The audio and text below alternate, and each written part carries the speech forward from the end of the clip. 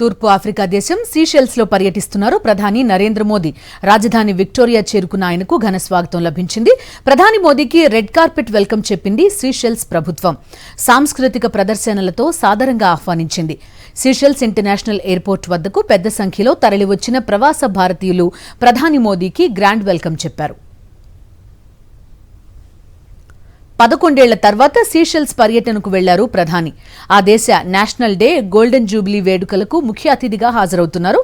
అలాగే సీషెల్స్ భారత్ బంధాన్ని మరింత బలోపేతం చేసుకునేందుకు అధ్యక్షుడు ప్యాట్రిక్ హెర్మినీతో ద్వైపాక్షిక చర్చలు జరపనున్నారు. హిందూ మహాసముద్ర ప్రాంత రక్షణపైన చర్చించనున్నారు. భారత్ సీషెల్స్ దౌత్య సంబంధాలకు 50 ఏళ్లు పూర్తయిన సందర్భంగా అక్కడ స్మారకోత్సవాలు సైతం నిర్వహిస్తున్నారు. భారత్కు సీషెల్స్ ఒక విలువైన సముద్ర పొరుగు దేశమని ప్రధాని మోదీ కొనియాడారు. విజన్ మహాసాగర్, గ్లోబల్ సౌత్ పట్ల భారత్కు ఉన్న ఉమ్మడి నిబద్ధతలో సీషెల్స్ ఒక కీలక భాగస్వామి అని తెలిపారు.